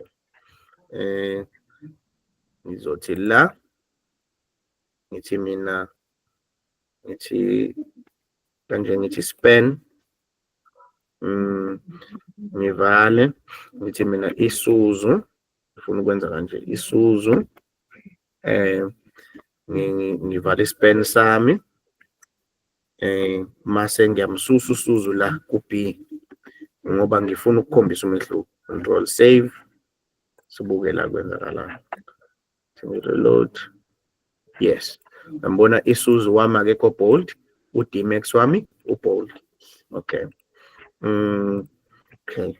Ngifuna futhi ngithi line break, ngithi BR, give me another break. Ngale ngezansi. Ngithi span ngithi mina yini konje i-Quid iyiphi brand i-Quid? I-Renault. Bhala kanjani Renault? Kanje Renault angazi. So sengithi-ke phinde ngithi ngivale u-Renault wami mase ngithi ngifuna ukufundisa enye i-element ekanje kuthiwa u-strong. Bhala u-strong la, ngivale la, phinde ngivule ngithi / usevalekile u-strong wami. Le element yami ngithi mina quid, right? Ngithi control save, ake sibone ukuthi kwenzakalani. Right, ngireloada. Oh, Renault quid. So uyambona ukuthi u-quid wami nami uvela waba bold ngaphezulu. Kuthiwa u-strong isikhathi esiningi umele an important text. Kunenye into ke engifuna ukukufundisa yona. Lama tag engifundisa wona a control ukuthi lama element engifundisa wona a control ukuthi i-text esuke izoba ngaphakathi khona izoba kanjani, so control style without using a style attribute. So okusho ukuthi ngiqonda ukuthini, ngiyakwazi ukuthi ngizoshaya enter la. Oh no, ngifaka enter. Ngiyakwazi ukufika la ngithi space ngifake i-b element, ngifaka phakathi kwenye element. Yakhumbula ukuthi element yakwazi ukuba yi-child. Ngithi mina d max, ngenzela ukuthi into yami ibukeke ukuthi lento iyinto eyodwa. Sengiyamsusa lo, right, khona kube one line. Just span isuzu ngathi phakathi nendawo ngazofaka u-b, ngifuna abe bold, mase ngiqala ngathi span. Mengithanda ngingafaka u-dot la, ngithi control save. Ake siboneni ke la, ngithi reload. Uyabona isuzu d-max akukho okushintshile, noma mengithanda ngithi mina 4 doors mengithanda, right? Okay, ngithi na 4 doors i-d-max yami. Ngibuye ngithi Renault quid, ngiphinde ngithi space, ngithathe lo strong lo, ngoba ngifuna ukumcontrol ukuthi wena ungaphakathi kwa Renault kodwa ngifuna abe strong. Ngithi control save, ngibuye la ngithi reload. Nangu Renault quid usami njengoba enjalo. Yabona ukuthi akukho umehluko uma ngibuyisa ngezandla noma ngimfaka phana endawo. Ngithi lona 5 doors, ngithi control save. Futhi okay, kunokuthi ngilokho ngisebenzisa u-br, ngiyakhumbula man kune element esifunde ngayo eyiphoqayo ukuthi ilandele ngezansi, iyacwasana. Sithe u-p, ngithi ngivula i-tag inang-tag yami, ngifaka u-p, ngivale. So sengizothi manje Toyota, ngivule ngivale, ngithi control save. Uyabona ukuthi sengikhiphe isidingo sokuthi ngiqale ngibhale u-br, ngibhale u-span. Athi ngithi control save, ngifuna sibone, sibuke la. Yabo uToyota wamvele weza ngezansi, ushiya ispace ngaphezulu weza ngezansi, bese ingeke isidingo sokuthi ngithi line break ngithi awubuye ngezansi. Uyishiyela yena ispace ngaphezulu, uyacwasana vele. Okay, ngithi space, ngifuna ukukufundisa enye element okuthiwa italic. U-I ufaka ukuthi kanje uthi I, vala i-bracket yakho, ngivula i-bracket, ngifaka i/. Nangu I wami la, yambona uyi-element phakathi kwa p. So le Toyota yami ngithi mina ama-Toyota yini konje Toyota ngizothi Hilux. Ngithi control save, ngimbuka Hilux wami ubhale kanjani, ngithi reload. Yabo Hilux wami u-italic, right? Ngibuye la, mengithanda ngizothi ngiyayibhalela nje into engiyithandayo, ngizothi mina no-turbo, une-turbo lo, yeah, noma turbo charged ngithanda, right? Ngithi control save, mengibuya la ngireload i-page lami na Toyota Hilux turbo charge. Futhi bengibhala i-paragraph yami u-p tag kodwa ngifuna u-Hilux abe in italic. Okay, ngibuye la So sesizosebenzisa u-P ngoba manje gcine sesibhala kaningi mesebenzisa u-BR sebenzisa no-span yabona. So asihlakaniphe-ke sifake u-P wethu, right? Next below lo ngithi P igama lenye imoto Nissan, right? Ngifake la enye element engifundisa yona u-EM, which stands for emphasized text, which means so bona ukuthi kwenzakalani. Ngithi mina inavara le ngivale element yami, ungakhohlwa ukuvala ne-P element yakho, right? Sengiyivalile. Ngithi control save, reload page lami. Nissan Navara, yabo ukuthi umi kanjani Navara akafani nalo onangiza no italic, right? So mengithi mina Navara yini nje especially ngo Navara, asithi Navara yethu ino 4 doors, siyathanda. Noma ngithi mina red in color. Okay, control save. Ngiyayibhalela nje i-list yami imoto zami red in color. Okay, ngibuye futhi ngithi P, ngibhale ngithi mina futhi ni imoto phela ngibuye ngazazi ngiyigugishela ngikhapha Mercedes. Mercedes. Abantu ukhona eklasini awulahlekanga lapho ehlathini. Simenza Mercedes. Okay. Senze Mercedes no Mercedes uyinkinga ngoba ubhala kumele ukhumbule ukuthi osi bakho bonke bahlala kuphi. Osi bakunosi abaningi, kunosi abawu3 ku Mercedes ubasho ngamagama abahlukene Mercedes. Bangakosi S noma ino E Mercedes angazi kodwa Mercedes. Benz, sifake iBenz yethu yes. So sifunde nge-element yethu elandelayo yokucontrola i-text yethu kwi-paragraph. Element yethu elandelayo is mark. Sithi mark. Sifake la i-mark, a marked text. Sithi Mercedes yini AMG. Ngizokuthola kunento ekuthiwa AMG. Okay. Ungakhohlwa ukuvala u-P wakho.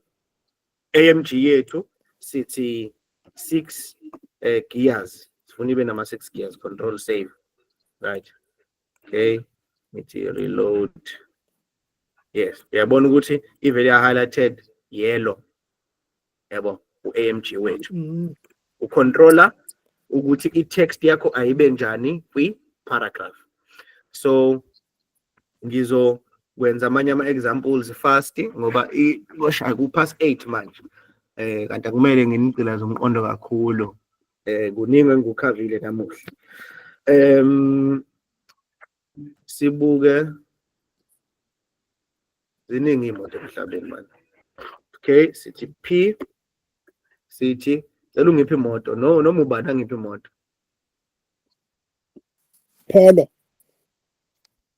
Polo.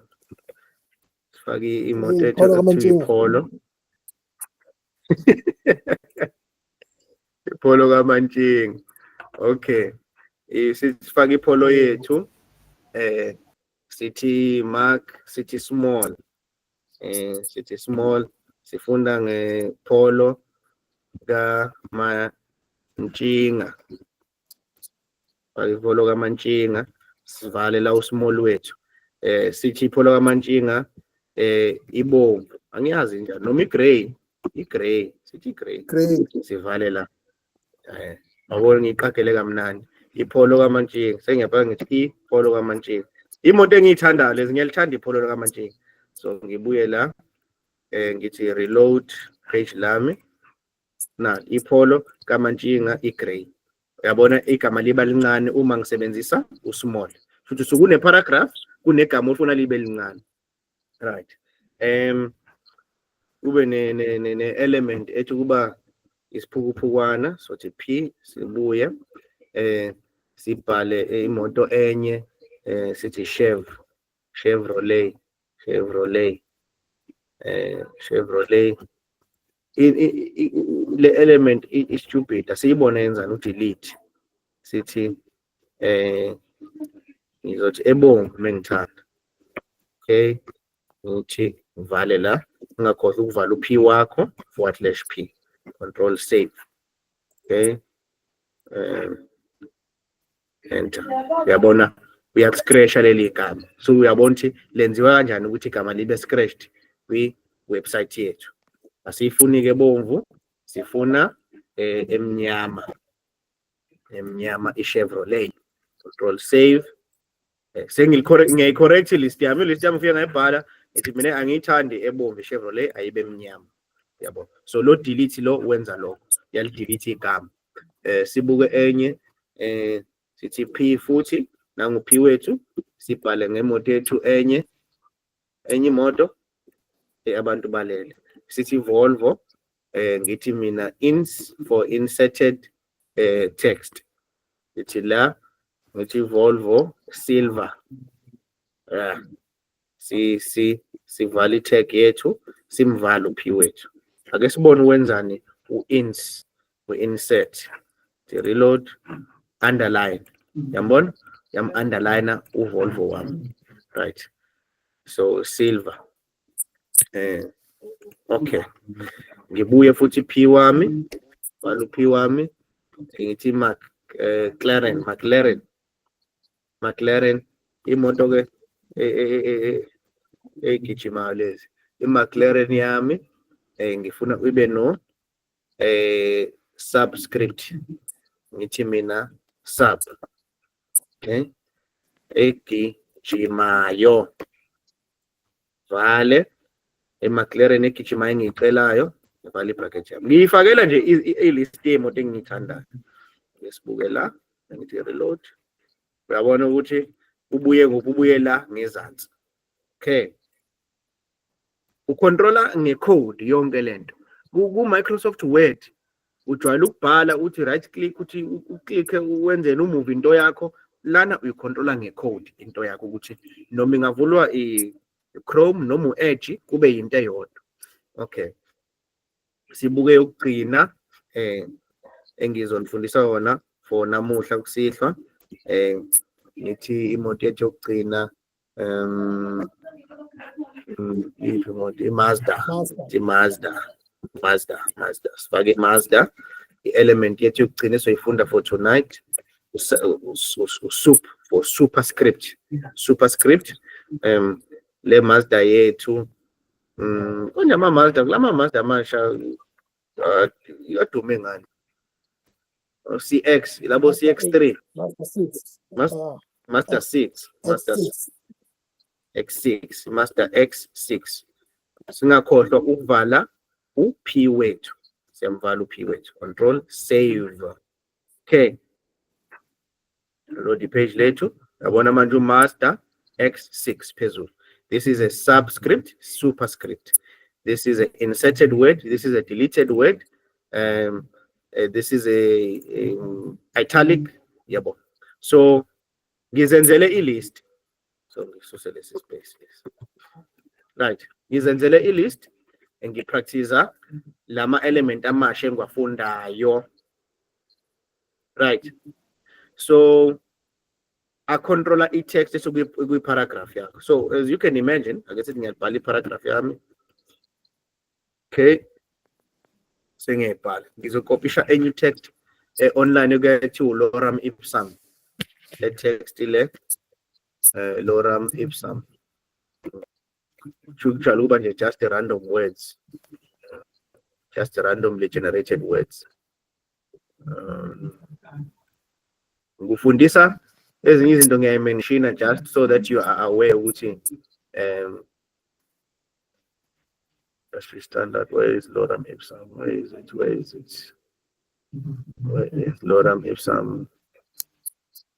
Yes, the pro, yeah. So ngifake i-paragraph tag yethu. Yeah, ngapaste u-Lorem Ipsum.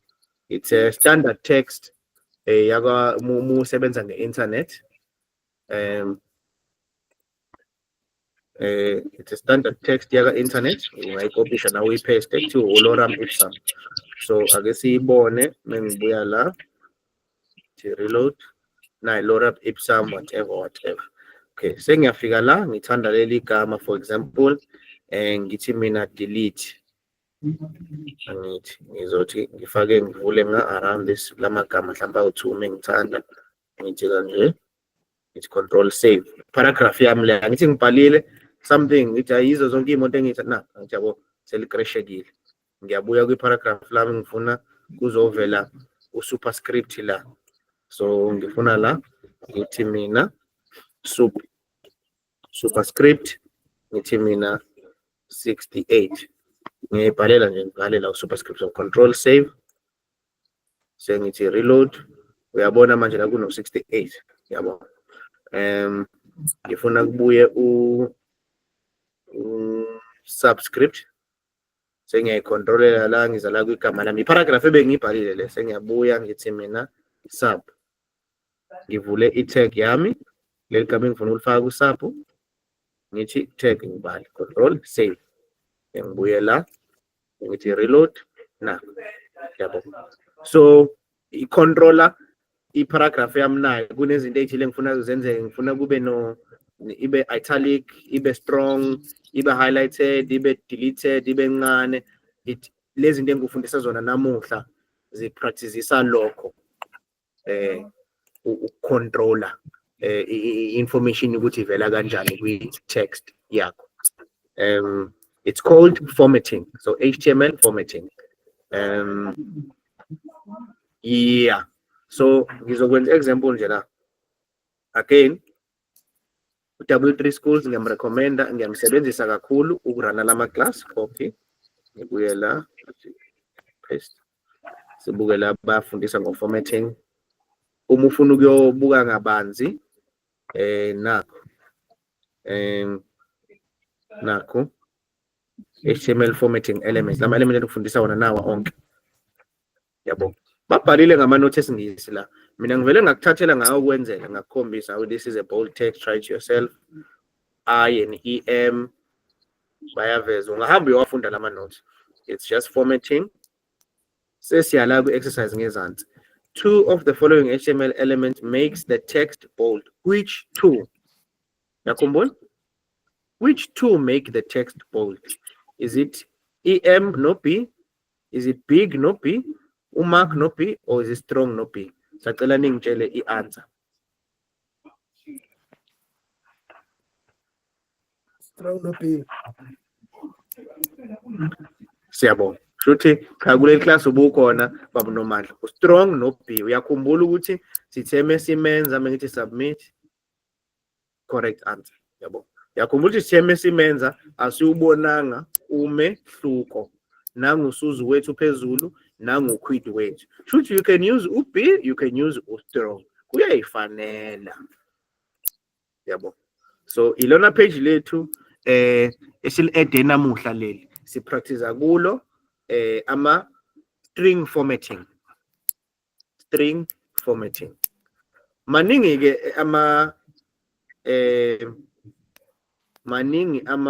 formatting elements. Njoba besho HTML text formatting elements maningi. For a complete list of all available HTML tag is ala HTML tag reference. Shuthi inothi leli eliphethe yonke into. Asizugxila ke lapho, angifuna ukudida kodwa uyabona nawo amanye ama element. Ngokusihluka kwawo enza izinto ezihlukile. Onke enza izinto ezihlukile. Angigxilileke lapho. Right. So ngicela ukuyivala la eyanamuhla again namuhla sibuke ngirevise kancane ukusebenza ama folder akho, ngarevise kancane ukusebenza kwama app akho ukuthi enzani, uSublime Text ngakukhumbuza ukuthi umsebenzi wawo yini, usebenzisa ubambisene no File Explorer, umsebenzi wawo yini kwi-computer yakho. uSublime Text ngoba simfakile yini umsebenzi wawo kuwe. Umsebenzi wawo kuwe ngakufundisa ukuthi senzeni futhi enye sisebenze ngefile ukuthi ifile uma uyidelete i-program yakho kuyenzeka ukuthi inayo leyo file in memory, ayikaka-waridi ama-changes kwi-hard drive. So ngakufundisa ukuthi u-RAM uyini. U-RAM usetshenziswa i-program ukuthi ngale nkathi i-program irana i-utilizer i-space ku-RAM ukuthi ibekele izinto in memory ikwazi ukusebenza ngazo. Ngale nkathi usuthi wena cha awuhambe uyolanda izinto ezifresh, izoya ku-hard drive yoyigcina. So isuke ibeke temporarily. Ngenze example yokuthi kunjengokuthi mina ngimile nawe sixoxa ngosisi ozalaphaya ogqoka ingubo ebomvu. Sibuye sixoxe ngaye, simgcine egqoka ingubo ebomvu lo sisi. Sengithi mina hayibo lo sisi ake simbuke, sesithi siyambuka ugqoka ingubo eblue. Sesiyabuya ingxoxo yethu futhi sixoxa ukuthi ugqoka ingubo eblue lo sisi. So i-program yakho yenza njalo, ithatha i-file kwi-hard drive yakho ibeke in memory ku-RAM, isebenze ngayo, whether it's playing it as music or whatever, and then kwenzeke something ukuthi ishintshe ifile yakho in ku-hard drive. Kodwa kuthiwa ukuthi i-program yakho isasebenza ngefile in memory. Ngenkathi usuyitshela i-program ukuthi hamba ulanda ifile ku-hard drive, i-program isizothi le file isishintshile noma le file ayisekho, isi-deleted, mhlawumbe i-program yakho isiya-crash. Yabo. So for example, udlala music ngo-VLC, uhambe uyoyidelete leyo ngoma leyo. Enye i-program u-File Explorer uzokutshela ukuthi le ngoma ngoba uyidelete, ikhona i-program eyisebenzisayo noma izovela iyidelete. Uthi uyabona u-VLC yavela crash ngoba uthi ngithe ngithi ngiyibheka ifile angisayitholi.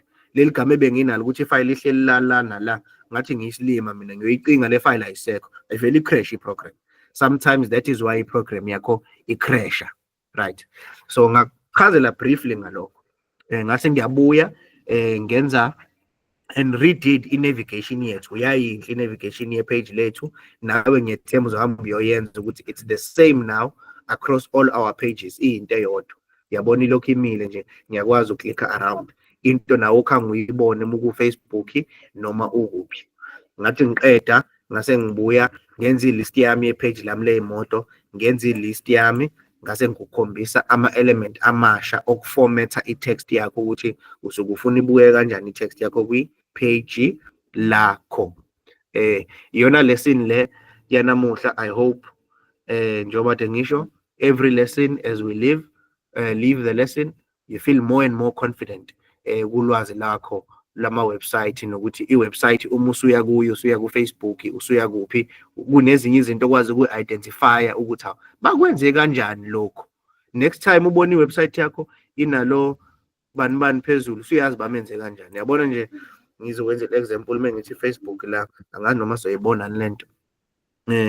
Khona lento khanga uyibone noma ezansi, mhlambe kuno TM, mhlambe kwi-product ethile, ukubone kwi-product basuke bembhale kanjani leyo TM phezulu mhlambe.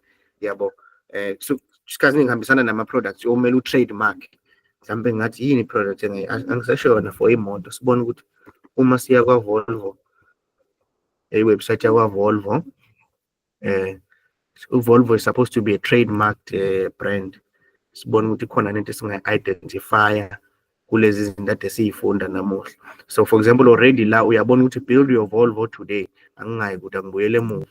Sibone ukuthi lezi zinto ade siyifunda namuhla singa-identifya yini. Buka la. Sivele yangibalekela ke lento ade siyibuka. Go back man. Nakho build your Volvo today. Uyabona lo, so uyabona obasebenza strong la. Uyayibona nto? Volvo journey or explore your design favorite. Uyabo basebenzisa bold la, kodwa leli gama labo welcome bani today. Angazi noma uyayibona lento ukuthi khona into esiyenzayo la. Ikhona into esiyenzayo.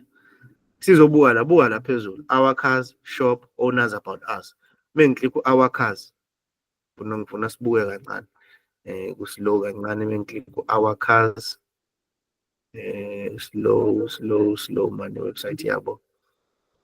Okay, click shop. Come on. My terms of service, okay. Tembo yawafunda masuthi accept. Yaze yaslow ke i-network. Noma i-page labo noma yini angazi. This session enye mhlawumbe siya VW.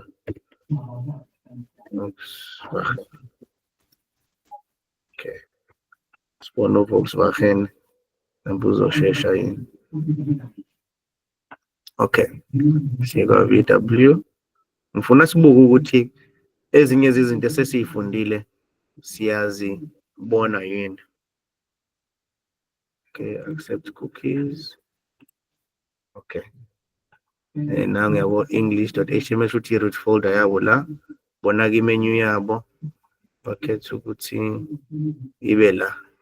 Bayivezela eceleni. Close menu, open menu. Mengithi commercial vehicles. Mengithi commercial. Akujabola ukuthi EN commercial vehicles sekuyashintsha. Ngishintshe la. Na menu yabo. Njengoba de siyenza imenu. It's owners and services. All yabo owners services sishintshile page.html siphinde futhi sithi offers and finance siklik sithi all yabona phezulu offers and finance. Okay, sibuyele kwaVolvo ngoba umunye uzothi ayingeke lokhu sekucomplicated kakhulu, asenze nje kusimple. Umlinda uVolvo wethu noma slow unukubona la ukuthi mesithi owners ngiklikha la ku owners ukuthi kuzokwenzakalani. Simlinda uVolvo uslow kodwa naye man. Noma uRenault sibone uRenault wethu unoke uRenault ngene kuRenault funa siyibone lento ukuthi iyonle besiyifunda. I'm sure kodwa khona abanye abayibona hayi ngiyithanda ke le. All right, so ngikwi home page yakwa Renault lo ufana no index page lo, right? Isikhathi esiningi lokhu kuba index. Sengiklikha la new, uyabona manje ithi new la kuvela enye into la ngezansi, new Renault bani. Ngithi ngiklikhe la ku used, yabona ithi used yangi-edela ukuthi page 1. So buye sifunde ngalokho. Kodwa into ebalekile ngathi ngiklikha used ishintshile page lami kwavela lokho la ngaphezulu kusamile. Ngiyabona ukuthi ngiselecte in. Athi ngiklikhe book a service. Yabo phezulu book a service. Nakho la. Right. So that means bane HTML file abanayo book a service. Ngiklikhe la ngithi finance. Uyabona sekuvela leli form la finance. Nakho finance phezulu. Dealers nangu deal. Yabo. I-page leli la kwa Renault le moto sokuyithengile bane website ka Renault uyangena la uthenga imoto uqede imoto ukuyithenga ngewebsite le engufundisa yona ukuthi siyayikhanda ngale. So already kunama elements la. Awuyazi mina iwebsite yakwa Renault bengingabakhandela. Yabo usuyayibona leyo nto ukuthi bengingabakhandela mina le website yabo. Ngoba mengibuka la nami mengiklikha la home nangu index. Angithi uyabo kuyakwazi ukuthi into engiyibhalela ihluke nento evela la. Mengiklikha izikole nazi izikole nali page. Futhi nami bengingathi new la ngifake imoto lesithombe semoto. Sengikhandile iwebsite yakwa Renault. A world class company edayisa imoto making thousands and millions of rands, millions of dollars. Inaleya website nawe osunama elements nama basics ukuthi usungayikhanda. Akusamele umuyibuka le website intimidate. Your question should be how bakwenze kanjani lokho. So sesingaya kuyilesini elandela, for example ngithi mina okay sesina navigation phezulu ake sifake isithombe ku navigation yethu. Nasi isithombe la ngibuye la ukuthi navigation yethu la isinesithombe for i-website yethu. I hope ukuthi omunye nomunye uyabona ukuthi sibheke phi nalokho esikwenzayo. Mengithi blog la uyabona la phezulu ukuthi blog kushintsha izinto ezibhalwe la. Njengoba nami la mengithi izikole ngithi izimoto kushintsha lokho engikubhalela kumile la phezulu njengoba kwenzakalile la. Now kuyabona ukuthi our blog Renault mengiklikha la uparts buka la phezulu Renault parts and accessories. Ngiklikhe book a service ngibuke la phezulu book a service mengihighlighta la genuine parts noma ngithi special deals. Yes, Renault special offers. Okay, ake sibuke umehluko. Uma ngiklikha la izikole nakho izikole ngafunda kuzo ngiklikha amakhasi engitholakala ku ngiklikha izimoto engizithanda. How lento abayenzayo is the same thing nathi siyenzayo. So I hope usuyayibona lento, uyayibona ngempela ukuthi hayi isibheke phi nayo. All right, so ngicela ukuthatha i-register before ngivale. Yambona la usesibonisiwe, check. Okay. Kuzoba uZandile.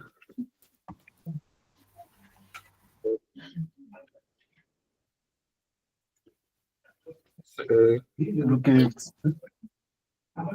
No gift.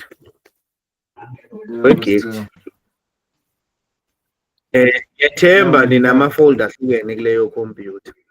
Khona unefolder yakho. Yeah, kunefolder yami. Ngiyabonga. Ube usizwe.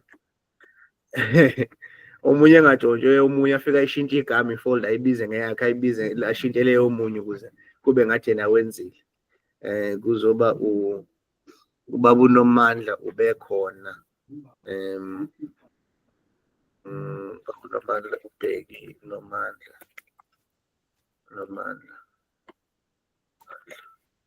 Bekhona ushilo wathi usehlathini so i-network ngenzeka i-drop. Aka-attendanga yena nge-laptop namuhla attende nge-tablet. But ngithemba ukuthi wonke omunye umuntu attende nge-laptop ebe enza naye bengilalela ebebuka mhlawumbe efonini. And then namuhla is Friday inyanga iyaphela madoda. Friday the 13th of June 2025. All right. Bonisiwe uZandile uGift uMantshinga ubheki Nomandla no gift ithimba lethu lelo lanamuhla. Yes, ngiyabonga kakhulu. Any questions?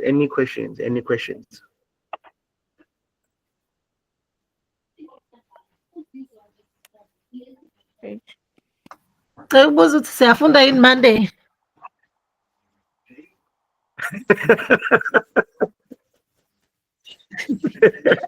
Okay, omunye umbuzo ngizophendula umbuzo wakho sisi. Omunye umbuzo Mina ngayilungisa kanjani ngempela le ndaba yami yokuthi i-screen sakho yazaziveli kimi. Kuvele simazivelile siyoveza into eyodwa kuyoze kuphele. And mase ngiya lapha kwi-video sengithi ngiyobuka kuvele kube play amagama bebencane nix. Yabo nje kusukela yabo masivelile selokhu siyoma ke entweni eyodwa kudu. I-network i-problem i-network yami. I-network yakho i-download speed ye-network yakho ayikho right. Yes. But actually ukuthi iyakwazi ukudownload i-sound but isithombe iyastrugglisha. La kwi-point ya YouTube uma ungenile ku-YouTube uyoyibuka i-video again. I think the reason ubona amagama afiliza is because i-download speed sakho asikho right. I-problem is ukuthi mele usuke uklikhe i-resolution uyenze ibe i-high resolution. Uklikhe lapha kube u-720 noma kube 1008 ukuthi ibe quality. So ebe ngingakusuggesta ukuthi instead of ukwabuka ama-video ethu ku-YouTube wa download. Ikhona iwebsite yokudownloada ama-YouTube videos. I think YouTube downloader something. Ngizozama ukuthola ilink ngikuthumelele. Ufake ilink yethu, uzongena kuleyo link, ufake ilink yale video engisuke osuke ufuna ukuyi-download. And then mase izokubuza ukuthi ufuna ukudownloada ngayiphi i-quality. And then ufake maximum quality u-1080. And then uzothi musu uyilindeke ngoba i-download speed sakho slow uzoyilinda because ama-video ethu are about half a gig or 500 megabytes. Usuzoyilinda ke uyilinde mhlambe the whole day then ntambama usungayibuka. Isisefonini yakho i-quality e-high ulandela exactly lento engisuke ngiyenza uzobuyibona kwi-screen. So ikhona bengakusuggesta lokho in your case ukuthi ukwazi ukuthi ungalahleki masiqhubeka neclass. Okay, ngiyabonga. Yes, so ngizokutholela i-link yokudownloada YouTube videos engezokukuhlupha mhlambe ngama-ads. Kusisi uZandile Phela ngiqashiwe sesuzandile, so akekho umholi engizothi hayi umqashi wami ngithi mina hayi ngiye holiday. So ngiyacabanga mhlawumbe singaxoxa ke mekuthi khona abathi akube i-holiday Monday, but angisiboni isidingo. Mina ngokwami am available, ngibona ukuthi asiqhubeke neclass, ngingazi kini ukuthi ngicabanga kanjani.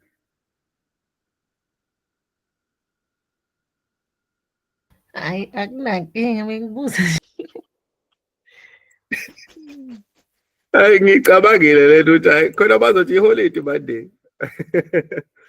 Yes, so sisibonisiwe ya sasenze kanjalo, download the first video mekuthi uhlezi ulahle uye kwi-video yokuqala uyi-download ulandele so that you have the best quality, unesikhathi sonke into yakho iba right. Akumele kube khona umuntu osalayo emaklasini ethu, please. Thank you.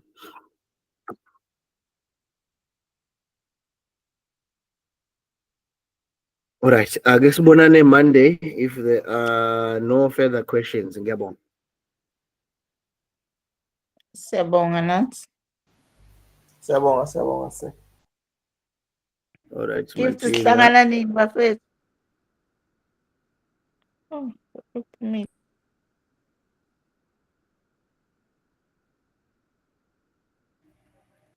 Hayi nihlala ndawonye no gift. Ngisuka sihlangane town. Oh, mhlambe niye ko library kanje. Yes, Ngoba ningana siyahlangana. library. Ya, siyahlangana. Wangisiza kakhulu nje ukuthi-ke sengilindele leyasuku lokukutshengisa. Hayi, ngiyajabula kuhle hayi kuyangithokozisa hayi. Asiphush impela kodwa nje I think Siyabonga. yeah, yes, thank you, bye. Sure.